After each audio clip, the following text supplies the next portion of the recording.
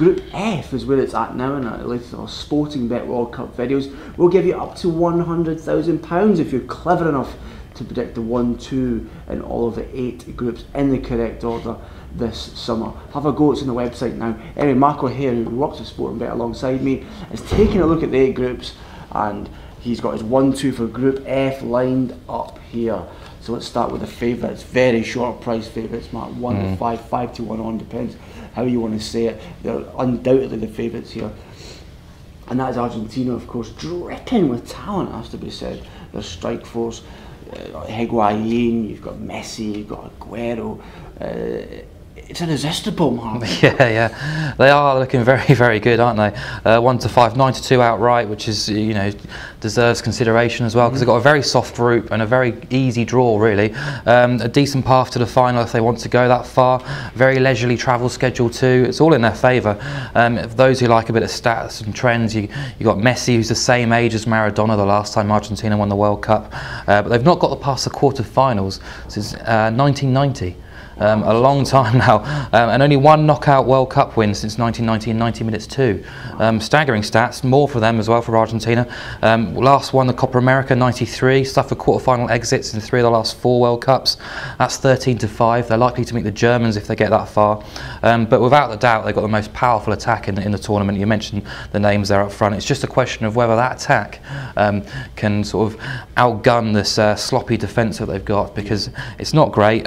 Sabella, the coach, seems to have got the best out of Messi though, which is a huge positive. He scored 18 and 17 caps now. Very impressive in qualifying, unbeaten until they were short of a place and Uruguay beat them. Uruguay desperate for the points at the time. They scored 13 in 6 games against their top 4 rivals as well, which is very encouraging for Argentina. Doubts over Gago's fitness in defensive midfield, which is a concern. Garay and Fernandez hold that defence together. There's a problematic position at left back where they're playing a centre half at left back, Marcos Royo, a first choice goalkeeper who's barely played all season at Monaco. Of course they should win the group very comfortably. At 1 to 5 the odds reflect that, but I don't know, they've scored 7 or more in 3 of their last 4 World Cup group stages, and I like the look of them at 6 to 5 to win all group games. I think that's very attractive, and also 7 to 2 to be the top tournament goal scorers, because they're in a group where they should hack up really. Interesting. Next in the betting 11 to 2, a team that I really like, and that's Bosnia and Herzegovina. I believe the only debutants in the 2014 World Cup. We're seeing them for the first time, and Mark, for me, if you want to create an archetypal progressive side, it's Bosnia. We've seen them rise up and up in the last 5 years. Just missed it in the Euros, just missed it in the previous World Cup. They're in this World Cup. How will they fare? I think they're going to be the best team to watch in the World Cup. I absolutely adore their coach, Safet Susic. I'll come to him in a minute, because the euphoric and sort of giddy celebrations that greeted their qualification seem to have sort of gone away a little bit. A fantastic qualifying campaign. They won 8 of their 10 games, scoring 30, only losing once, which was at home to Slovakia. That's when the nerves started to kick in a little bit, but the mood has turned a little bit sour. They lost to Argentina in a friendly, which is fair enough. Then they lost 2-0 to Egypt. They were booed off the pitch. Susic came under fierce criticism, criticised the players himself. The philosophy from him is basically all-out attack. Just go on the pitch, score as many goals as he can. He's very old school, very stuck in his way, doesn't deflect from that plan A. There's no plan B, and that's what the Bosnian public and media seem to be getting on his back for. He reckons they've only got 12 to 13 good players in the squad. It's massively unbalanced, their team as well. They're slow in defence, they've got no holding midfielder of any quality. You can sort of see why he's only ever lasted 2 years in a job before. He's got a trend of selecting only 2 strikers as well, which is really interesting. Just happens that Dzeko and Ibisevic are an outstanding partnership there. Pjanic will be supplying them as well. He's a quality midfielder, so they do have quality. After Argentina, they face Nigeria and Iran in real humid locations. How will they deal with that? The Iran game's an early kick-off as well, which you'd think would favour the Iranians.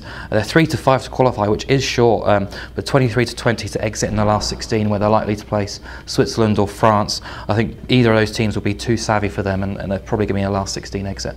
Okay, the reigning African champions Nigeria take their place in Group F as well. They're 9 to 1 with Sportingbet to win this particular group. Of course, I recall that they're fantastic in the 1994 World Cup and 1998 as well. Yeah.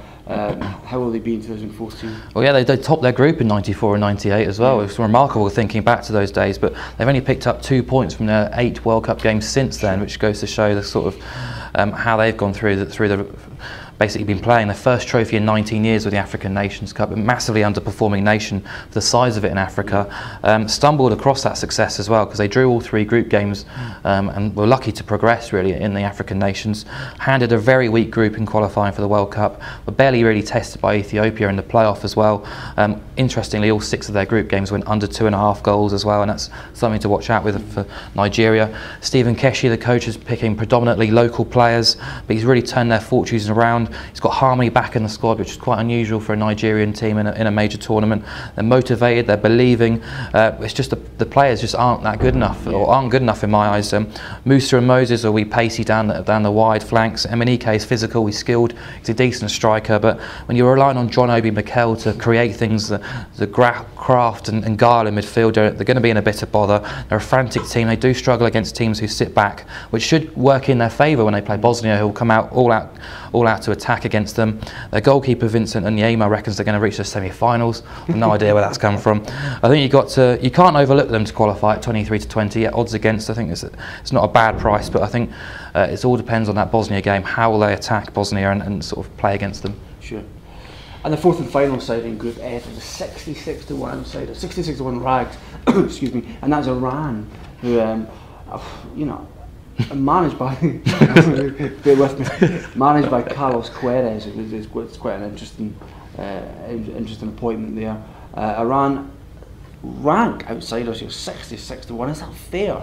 They shouldn't be that big at all. No, definitely not. Street parties after they qualified. If you go on YouTube and see how they qualified with that 1-0 win against Korea away from home, it's fascinating. What a great end to their qualifying game. A huge war of words between those 2 nations. But that was just one of 6 clean sheets from 8 qualifiers. A team built on defence to top their group in qualifying as well. 7 of 8 games finished under 2.5 goals as well. Something to bear in mind. They're now the top-ranked Asian team. Potentially 20,000 fans following them to the World Cup. The mood dampened a little bit. Economic sanctions came into play because of the political situation over there. They had to cancel all their international training camps. Weren't able to play a game for 119 days. But Queiroz is absolutely obsessive about planning everything from hotels to video analysis, and he's had the team together since early April. He got the team to finish their league season early just to plan and prepare for this World Cup. They haven't scored more than 2 goals in a World Cup before, but they have always taken at least a point. They're clear underdogs here, and I think they deserve a little bit more respect from the 4-11 to finish bottom of the group. Under 1.5 points is 4-5. It's probably the only play possible with Iran at the World Cup, but I think they could surprise a few. It could surprise a few. They're underrated at the prices according to Mark. Iran. I wonder if Iran will be in his 1-2. Let's find out. Mark, you're 1-2 in Group F. Everyone knows number 1, Argentina. They're the clear favourites, the best favourites across all 8 groups. I think Bosnia are going to do it. Argentina, Bosnia. Argentina, Bosnia. We're covering all 8 groups here at Sportingbet. That was Group F.